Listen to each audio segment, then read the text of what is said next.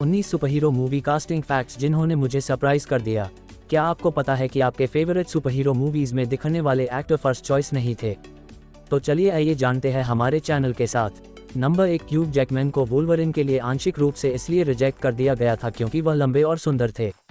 David Hatter X Men में screen Ritter के साथ साथ कास्टिंग में भी शामिल थे। उन्होंने बताया कि जब पहली बार ह्यू जैकमैन को देखा तो उन्हें कास्ट नहीं किया गया। वह ग्रेट एक्टर थे, लेकिन उनका व्यक्तिमत्व बहुत अच्छा था, लंबा और बेहद सुंदर, इसलिए हमने नहीं सोचा कि वह वुल्वरिन के लिए सही है, क्योंकि इसके लिए डायरेक्टर को बैड गाय वाला कैरेक्टर चाहिए था। नंबर 2, जेसन मोमोआ ने गार्डियंस ऑफ द गैलेक्सी में ड्रैक्स की भूमिका को रिजेक्ट कर दिया क्योंकि यह अन्य भूमिकाओं के सिमिलर थी जो उन्होंने पहले की थी।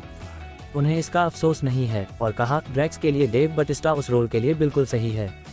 नंबर 3, आशा बटरफील्ड ने MCU में स्पाइडर-मैन की भूमिका के लिए ऑडिशन दिया था। उन्हें लगता है कि सब कुछ अच्छे से हुआ, क्योंकि उन्होंने कहा कि स्पाइडर-मैन की भूमिका निभाना और नेटफ्लिक्स की सेक्स एजुकेशन में भी होना संभव नहीं होता, जो काफ़ी पसंद किया गया। नंबर 4, बैटमैन के रूप में माइकल कीटन की कास्टिंग वास्तव में उस समय काफ़ी कंट्रोवर्शियल थी। मार्क हैमिल, जिन्होंने एनिमेटेड सीरीज में जोकर की आवाज़ दी थी, उन्होंने ने बताया कि इस बात पर बहुत हंगामा हुआ था कि माइकल कीटन बैटमैन की भूमिका निभाने जा रहे थे। वह मिस्टर मॉम हैं, वह एक कॉमेडी अभिनेता हैं। एक कॉमेडी एक्टर सीरियस रोल कैसे निभा सकते हैं? कास्टिंग डायरेक्टर ने उसे देखा भी नहीं था और उन्हें एहसास नहीं था कि वह कितने ग्रेट बन जाएंगे। नंबर 5, क्रिस्टोफर नोलन ने ब्रूस वेन यानी बैटमैन के भूमिका के लिए हीथ लेजर से संपर्क किया था, लेकिन उन्होंने इसे ठुकरा दिया।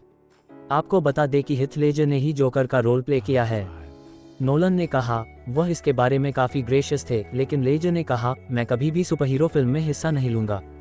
हालांकि बैटमैन बिगिंस देखने के बाद लेजर ने अपना मन बदल लिया और द डार्क नाइट में शामिल होने के लिए बहुत उत्सुक थे। नंबर 6, जोक्विन फीनिक्स ने डॉक्टर स्ट्रेंज की भूमिका ठुकरा दी। उन्होंने बताया कि वह सुपरहीरो फिल्मों के प्रति उदासीन नहीं हैं और सोचते हैं कि वे फिल्म इंडस्ट्री को चालू रखने में मदद करती हैं, लेकिन अब चीज़ें बदल गई है। सुपरहीरो फिल्म के बिना इंडस्ट्री नहीं है। नंबर 7, क्रिस इवांस ने शुरू में कैप्टन अमेरिका को अस्वीकार कर दिया था और इसे लेने का निर्णय लेने से पहले थेरेपिस्ट, परिवार और रॉबर्ट डाउनी जूनियर से बात की। उन्होंने बताया कि वह 2010 में एंग्जाइटी और पैनिक अटैक से पीड़ित थे और जब कैप्टन अमेरिका के लिए स्क्रीन टेस्ट का मौका आया तो उन्होंने अपनी एंग्जाइटी को कम करने के लिए इसे छोड़ देने का फैसला किया। हालांकि जब उन्होंने उन्हें सीधे भूमिका की पेशकश की तो उन्होंने अपने करीबी लोगों से इस पर चर्चा की और स्वीकार करने का फैसला किया। उन्होंने कहा कि यह मेरा अब तक का सबसे अच्छा निर्णय था और मैं इसके लिए केविन फीज का आभारी हूं कि उन्होंने लगातार मेरे साथ बने रहने और मुझे एक बड़ी गलती करने से बचने में मदद की। नंबर 8, सेबस्टियन स्टेन सबसे आगे थे। केविन फीगे और स्टीफन ब्रॉसार्ड शुरू में उन्हें कास्ट करना चाहते थे, लेकिन निर्माता जो सिल्वर ने पहले इवांस के साथ काम किया था और सोचा था कि वह इस भूमिका के लिए परफेक्ट होंगे। निस्संदेह यह सब पूरी तरह से काम कर गया, क्योंकि सेबस्टियन अब भी MCU और कैप्टन अमेरिका की कहानी का एक अभिन्न अंग है। नंबर 8, अमांडा सेफ्राइड ने गार्डियंस ऑफ द गैलेक्सी में गमोरा की भूमिका को रिजेक्ट कर दी थी क्योंकि वह चिंतित थी कि यह काम नहीं करेगा। उन्होंने बताया कि मैंने सोचा कौन एक बात करने वाले पेड़ और एक रैकून के बारे में फिल्म देखना चाहेगा, जो स्पष्ट रूप से मैं बहुत गलत थी। नंबर 10, लीना हेडी की थॉर लव एंड थंडर में एक भूमिका थी जिसे अंतिम फिल्म से काट दिया गया। इसे काटे जाने का कारण पता नहीं है, लेकिन यह अभिनेता और उनकी पूर्व एजेंसी के बीच विवाद के एक हिस्से के रूप में सामने आया। नंबर 11, ब्री लार्सन ने कैप्टन मार्वल को 2 बार ठुकरा दिया क्योंकि उन्हें लगा कि वह एक फ्रेंचाइजी में इतनी बड़ी भूमिका के लिए बहुत अधिक शायद थी। मुझे लगा कि मैं यह रोल नहीं कर पाऊंगी क्योंकि मुझमें बहुत एंग्जाइटी थी। मुझे नहीं लगता कि मैं इसे संभाल सकती हूँ। हाँ कहने से पहले मार्वल को 3 प्रयास करने पड़े, जैसा कि यह पता चला कि उनकी टीम मार्वल के कहने पर उन्हें मना नहीं कर रही थी क्योंकि उन्हें लगा कि वह इस भूमिका के लिए सही होगी। Number 12, Freddie Prince junior 2002 Spider Man film की दौड़ में थे।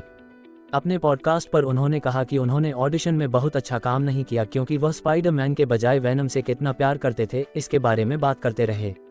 नंबर 13, जब टोबी मागविरे को कास्ट किया गया तो कुछ स्पाइडरमैन फैंस खुश नहीं थे क्योंकि वह अन्य कास्ट से काफ़ी ज़्यादा अच्छा दिख रहे थे। हालांकि कास्टिंग डायरेक्टर ने समझाया वह नॉर्मल टीन किस्म के आदमी के कैरेक्टर में नहीं है।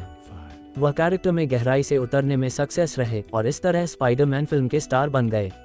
नंबर 14, पैटी जेनिकिंस ने कहा है कि वह शायद गैल गैडेट को वंडर वुमन के रूप में नहीं लेती। उसने इंटरव्यू में बताया, मुझे याद है जब मैंने न्यूज़ में पढ़ा था कि वंडर वुमन को कास्ट कर लिया गया है और मेरा दिल टूट गया था। मैं इसे करने के बारे में स्टूडियो से बहुत लंबे समय से बात कर रही थी और मुझे लगा कि बस यही है। मेरा कहना था कि किसी अमेरिकी को लिया होता, लेकिन खुशी है कि सही वंडर वुमन की तलाश इंटरनेशनल स्तर पर पहुंच गई। यह तथ्य कि उन्होंने गैल को पाया और उसे चुना मेरे लिए एक मैजिकल गिफ्ट है। Number 15 Timothy oleo iron man की दौड़ में थे। यह प्रसिद्ध है कि रॉबर्ट डाउनी जूनियर को कास्ट करने के लिए थोड़ा ठोस होना पड़ा, लेकिन यह एक जुआ है जिसका भारी फल मिला।